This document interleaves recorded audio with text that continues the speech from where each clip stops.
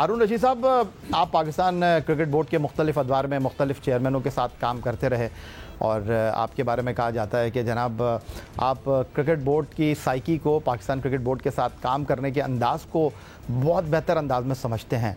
लेकिन इस वक्त क्या मसला है पाकिस्तान क्रिकेट के साथ? खिलाड़ी पाकिस्तान क्रिकेट बोर्ड की ज़बान नहीं समझ पा रहे या पाकिस्तान क्रिकेट बोर्ड के पास कोई मनसूबाबंदी नहीं है, कोई हिकमत अमली दिखाई नहीं दे रही आपको?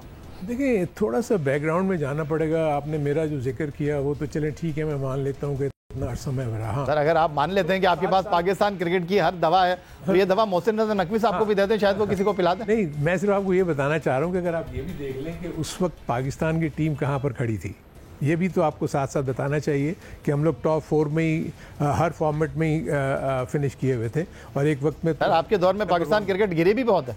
हाँ, एक आध हम टूर्नामेंट देखें, हार जीत तो खैर पार्ट एंड पार्सल है। मैं जो थोड़ा सा इशू, जैसे भी आपने शान मसूद की और इन सब की जो इंटरव्यूज़ दिखाए, ये सब कुछ किया, आई थिंक इतनी ज़्यादा कॉन्ट्रडिक्शन मुझे नज़र आ रही है। वो कह रहे हैं कि हम 10 महीने से हम रेड बॉल क्रिकेट नहीं खेले। तो यही तो वो था सिलसिला जिसमें कैप्टन, कोचेज़ और जो भी आपका पीसीबी का जो मैनेजमेंट है वो इस चीज़ को देखता है कि हमारी आगे जो सीरीज़ होने वाली हैं, अगर उसमें हमारी 4 डे रेड बॉल क्रिकेट नहीं है तो हम कैसे डायरेक्टली हम टेस्ट मैचेस खेलने चले जाएंगे। ऑफ सीज़न में अगस्त के महीने में आपने टेस्ट मैचेस ऑर्गेनाइज कर दिए, जबकि पाकिस्तान में क्रिकेट होती ही नहीं है। मैं ये मान सकता हूँ कि FTP में बहुत ज़्यादा प्रॉब्लम्स होंगी क्योंकि इतनी ज़्यादा लीग्स आ गई हैं कि उनको विंडोज़ दे दी गई हैं ICC की तरफ से, ख़ास तौर पर IPL को। तो ये इशू हुआ होगा कि जी कहाँ एडजस्ट होंगे, विंडोज़ जहाँ मिलती होंगी वहाँ आप एडजस्ट करते होंगे अपनी टेस्ट क्रिकेट को। लेकिन आप ये भी तो देखेंगे उसके साथ साथ जब हमें बुलाया गया था, मोहसिन नकवी साहब ने बुलाया था, तो ये सब ने इस चीज़ के ऊपर एतराज़ किया था। सिकंदर तो एक बना के ले गए थे कि जी आप इसको 4 डे करें, जो आप वनडे की जो ये स्टार्ट ले रहे हैं अभी भी 12 सितंबर से, जो कि पहले सितंबर से होना था। नहीं, ऐसा लगता है कि सिकंदर बख्त अकेले ही गए थे। वो कह रहे थे मैं देकर आया, मैं गया, बाकी तो आप बता रहे हैं 3 दर्जन गए थे। नहीं, इकबाल कासिम ने देखे ना इसको पॉइंट रेज किया था, इस पॉइंट को कि आप वनडे कर रहे हैं। फिर एक और पॉइंट भी जो रेज हुआ, शायद सिकंदर बख्त साहब को ये लगता है कि उनकी आवाज़ जो है वो आपसे बड़ी है। उन्होंने अपना ये प्रोग्राम उनको दिया था, इसमें तो कोई शक नहीं है कि वो बना के लेकर गए थे। लेकिन मोर और लेस जितने भी वहाँ क्रिकेटर्स बैठे हुए थे उनकी राय यही थी कि ये जो भी सेटअप है आपने हमें बुलाया है इसको अप्रूव करने के लिए। आपने सुना कि आप लोग सिर्फ चाय बिस्कुट खाकर ही आ गए? हाँ, आप लोग सिर्फ चाय बिस्कुट खाकर आ गए? यही था। नहीं, मैं आपको सिर्फ ये बताने चाह रहा हूँ कि उसमें एक और जो इशू था वो ये था कि जो भी फॉर्मेट आ रहा है जो चैंपियंस कप का, जो कि मेरे नज़दीक पेंटेंगुलर का नया नाम हो गया है चैंपियंस लीग या चैंपियंस कप, इससे पहले भी ये होती रही हैं। मैं सिर्फ ये कहना चाह रहा था कि उसमें जो सिलेक्शन है आपकी, जब पेंटेंगुलर होती थी तो आपके एक टूर्नामेंट हो चुके हुए होते थे, उसके बाद आप प्लेयर्स को पिक करते थे। ये पिछले 3 साल की परफॉर्मेंसेस के ऊपर आपने टीमें बनाई हैं, जबकि अभी तक कोई भी स्क्वाड अनाउंस नहीं हुआ। और आपको पता है बैलेंस करना कितना मुश्किल होगा। मेरे अपने नज़दीक जो भी ये इशू हो रहा है कि आपका जो नेक्स्ट आपका जो टूर्नामेंट या जो आपकी सीरीज़ है वो टेस्ट मैच की सीरीज़ है। आप खेलने जा रहे हैं 1 डे क्रिकेट और आपकी इंग्लैंड की टीम ने अक्टूबर में आना है। सो आपके तो फिर भी रेड बॉल क्रिकेट नहीं होगी। आपने एक और बड़ा, फिर ये कह रहे होंगे कि जी मुझे रेड बॉल क्रिकेट नहीं मिली। बड़ा सवाल उठा दिया हारून रशीद साहब ने, और वो ये कह रहे हैं भाई जो है वो दर्द टांग में और इलाज आप हाथ का कर रहे हैं तो फिर मसाइल तो होंगे। और शान मसूद खुद कह रहे हैं कि हम जो है वो 10 माह के बाद रेड बॉल क्रिकेट खेल रहे थे, अब आप फिर वाइट बॉल क्रिकेट में जा रहे हैं। तौसीफ अहमद साहब, अगर मैं आपको शामिल गुफ्तगू करूँ और आपसे बात करूँ और सीधा मैं आपकी तरफ आ जाऊँ, वाज़े तौर पर हमें डिवीज़न दिखाई दे रही है, वाज़े तौर पर हमें गैप दिखाई दे रहा है। अज़हर महमूद साहब पिच को रीड नहीं कर सके, टीम गलत मुंतखब की गई, फिर उसके बाद सेकंड टेस्ट मैच में हमने आओ देखा ना ताओ देखा, शाहीन आफरीदी और नसीम शाह के ऊपर छुरी चला दी। मुझे ज़रा ये तो बताइए कि अज़हर महमूद के साथ भी आपने काम किया, पाकिस्तान क्रिकेट बोर्ड के कई ऑफिशल्स के साथ भी आपने काम किया, क्या इस बार मुश्किलात हैं क्या? ये देखें, सबसे पहले बात तो ये कि ये चेयरमैन साहब से लेके माजरत के साथ जो खैर उनको वो तो कह ही चुके हैं कि मुझे कुछ नहीं पता और मैं तो दाहिर प्लेयर ले आया हूँ, इनको दे दिया।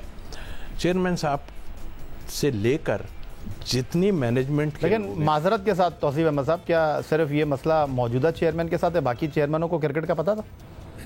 देखिए, जो लोग इन्वॉल्व थे ना, डेफिनेटली मैं अगर नसीम अशरफ साहब से लूँ तो वो भी क्रिकेट खेले हुए थे, लेकिन उनको बताने वाले जो थे ना वो ऐसे लोग थे जो समझदार आदमी थे, सारे कुछ थे। ये जितने हैं खेले जरूर हैं मगर समझदारी की कोई बात नहीं कर रही। मैं वहाँ से हट जाऊँगा अपनी बात से।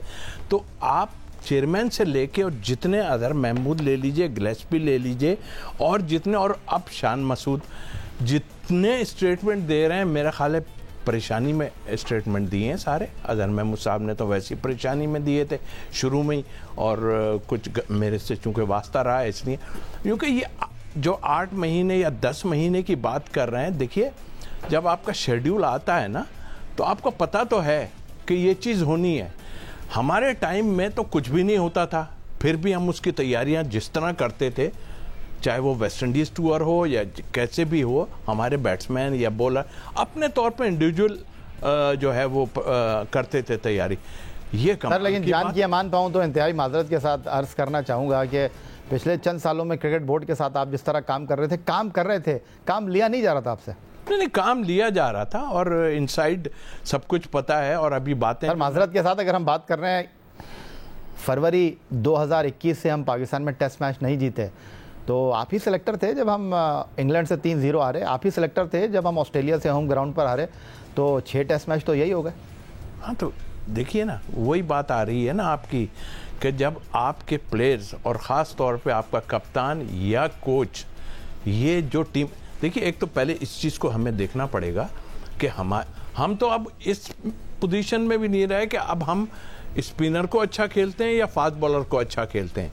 हमें ऐसी पिचें बना के दे दी गई, मतलब ऐसी बनाई, सिलेक्शन का जहाँ तक ताल्लुक है उसमें तो आपने देखा कि जो प्लेयर मौजूद थे वो ही खेलते आ रहे हैं। 30 से 35 का जो आपके पास है एक बंच, वही आपके साथ सारा काम कर रहा है।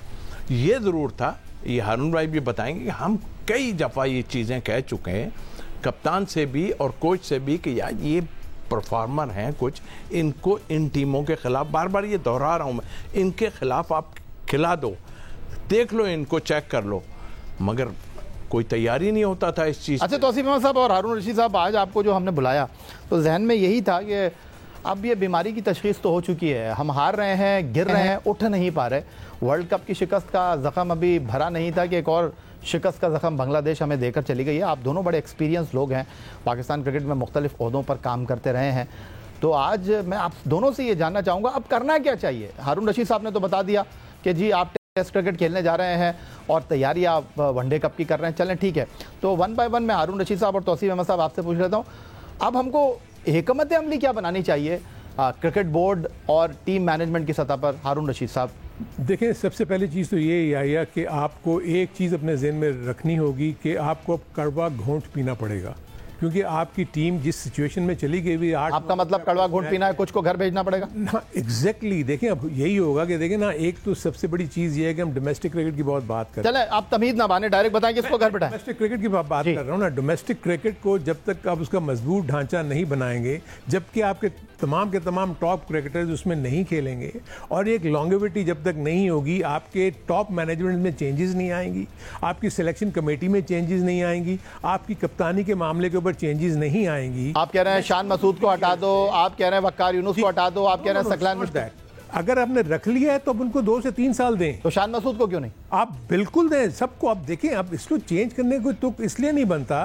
कि आपके पास रिसोर्सेज यही होंगे। दूसरा भी तौसीफ ने एक बड़ी अच्छी बात की, आप मुझे बताएं कि एक तो इस नोशन को ख़त्म हो जाना चाहिए होम एडवांटेज को। देखिए सब कॉन्टिनेंट की जब टीमें हमारे पास आएंगी तो होम एडवांटेज कुछ भी नहीं है। बांग्लादेश भी इन्हीं किस्म की पिचेस पे खेलती है, इंडिया भी इसी किस्म की पिचेस पे खेलती है।